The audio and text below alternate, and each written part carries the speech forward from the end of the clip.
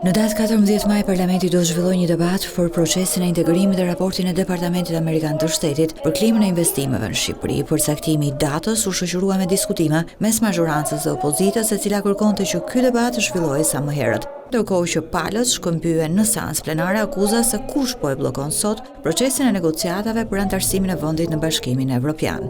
Ja ku e kemi listën e plotë të ligjeve të parafrimit legjislacionit të përmbushjes së kritereve, parakushteve të antarësimit Shqipërisë Bashkimin Evropian. 23 ligje që lidhen me procesin e antarësimit Shqipërisë Bashkimin Evropian, në asnjërin prej tyre nuk gjendet një vot pro e Partisë Demokratike.